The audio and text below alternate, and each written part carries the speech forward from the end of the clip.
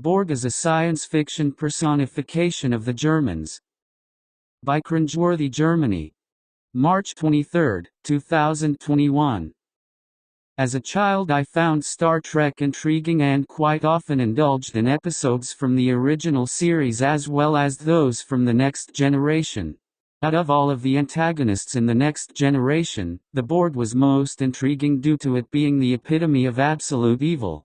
The Borg is a cybernetic, or a non-sentient machine which has a collective consciousness devoid of individualism and empathy. The Borg also has a compulsion to assimilate and integrate all life forms that it comes into contact with in order that the collective may grow and expand its influence.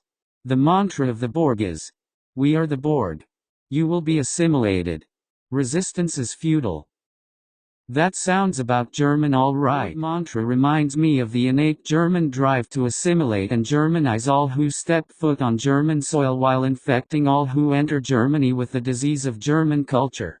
But Germans, being the failure of a nation that they are, with economic beggar thy neighbor policies and Marshall Plan welfare from the USA which have served to enrich them aside, even fail at assimilating the majority of their own immigrants. Angela Merkel's declaration in 2010 that integration has utterly failed is a testament to another German fail.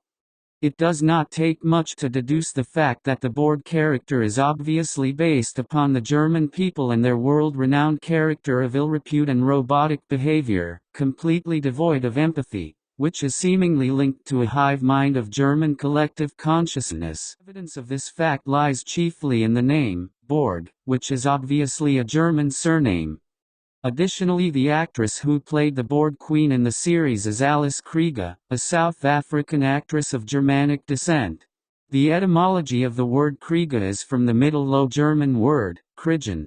In German, the word Kriegen means to war or to wage war. The actors in big-budget Hollywood are carefully casted in productions, where everything is designed with well-thought-out intention down to their very names. Ships are depicted as black cubes which are undoubtedly a symbolic representation of the god Saturn or Kronos, as he is known in Greek mythology.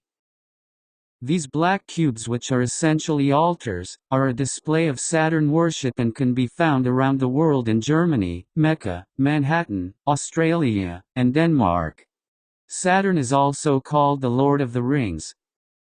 In Berlin specifically, the flagship Saturn Electronics store located on Kurfürstendamm in the city center is a black cube structure. The logo of the Saturn Electronics chain is an orange image of the planet Saturn placed upon a black cube background.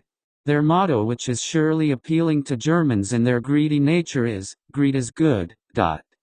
Only a drone German could conceive such a drab and unoriginal ad slogan which is an obvious ripoff of Gordon Gekko, the antagonist in the Wall Street film who first made the statement and made it famous.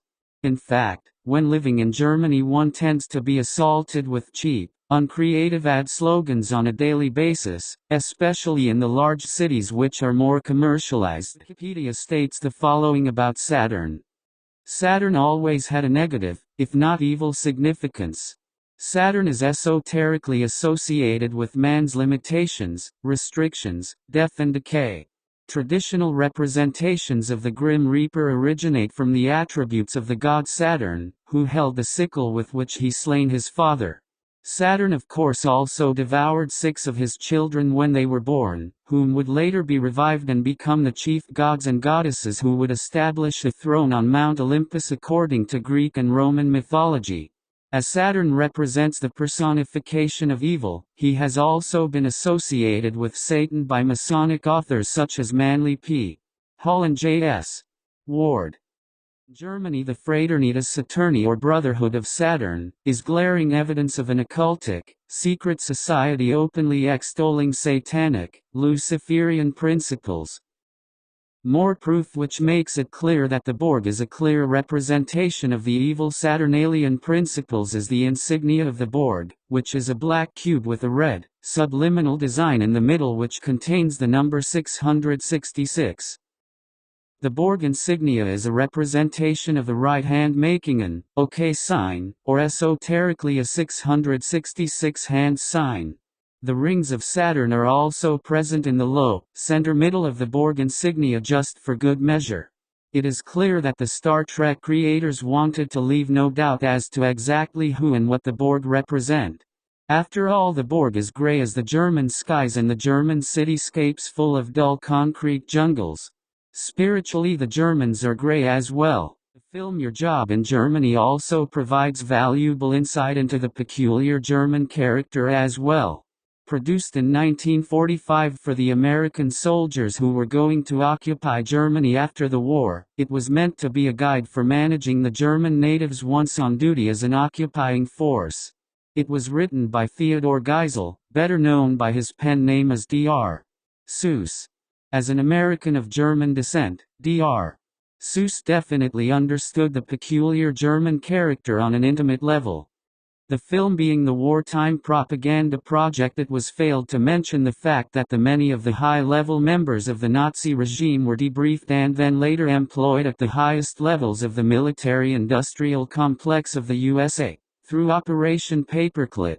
The Russians and the British also absorbed useful ranks of the Nazi regime into their own agencies as well. Although this film is obviously a propaganda production, the points made about the German character and history ring true. The part of the film that is obviously biased and misleading among other things is the fact that Hitler is portrayed as a skilled, smart, strong leader and not as the drug-addicted, sexually deviant and demonically possessed puppet of the British intelligence services, which he actually was. In this film, the narrator makes some very poignant points about the Germans, which are points that only an individual who has spent a considerable amount of time among them would only begin to comprehend. In the film, the narrator states, "The Nazi Party may be gone, but Nazi thinking, Nazi training and Nazi trickery remain. The German lust for conquest is not dead, it has merely gone undercover. Somewhere in this Germany are stormtroopers by the thousands, out of sight, part of the mob, but still watching you and hating you. Somewhere in this Germany there are 2 million ex-Nazi officials out of power, but still in there. And thinking about next time. Remember that only yesterday every business, every profession was part of Hitler's system. The doctors, technicians, clock makers, postmen, farmers, housekeepers, toy makers, barbers, cooks, dock workers. Practically every German was part of the Nazi network. Guard particularly against this group, these are the most dangerous, the German youth. Children, when the Nazi Party came into power, they know no other system than the one that poisoned their minds. They are soaked in it. Trained to win by cheating, trained to pick on the weak. They have heard nothing of free speech or free press. They were brought up on straight propaganda, products of the worst educational crime in the entire history of the world. Practically everything you believe in, they have been trained to hate and destroy. They believe that they were born to be masters, that we are inferiors and designed to be their slaves. They may deny it now, but they believe it and will try to prove it again. Don't argue with them, don't try to change their point of view. Every German is a potential source of trouble. Therefore there must be no fraternization with any of the German people. The German people are not our friends. You will not associate with German men, women or children. You will not associate with them on familiar terms, either in public or in private. You will not visit in their homes, nor will you ever take them into your confidence. However friendly, however sorry, however sick of the Nazi Party they may seem, they cannot come back into the civilized fold just by sticking out their hand and saying, "I'm sorry." Sorry, not sorry they caused the war, they are only sorry they lost it. Trust none of them. Someday the German people might be cured of their disease. Until that day, we stand guard. In light of the fact that many Germans are aware that they remain to this day, a country occupied by foreign powers led by the USA in terms of a military presence complete with bases and boots on the ground, there is a strong, palpable resentment among the German vogue towards the USA as well as Britain and Russia to a lesser extent. The typical German has no end to his criticism of the USA especially, but behind this usually harsh criticism is a deep-seated sense of envy and jealousy. Many Germans secretly or openly love the USA and the prosperity and culture that it represents, but many are ashamed to admit it out of fear of shattering their collective and willful illusion that Germany is the best country in the world. They envy the American way of life and try to imitate it, badly as they do, as much as possible in Germany. Such bad imitation on their part is quite embarrassing as an American to say the least, and it is very telling with respect to the extent that Germans in general completely lack any sense of self-awareness when they can't see how hypocritical and ridiculous it is of them to criticize what the USA represents while they copy Americans at every opportunity. This dynamic goes back to the Borg analogy and the complete lack of self-awareness on the part of individual drones in German society who are connected to the German collective hive mind.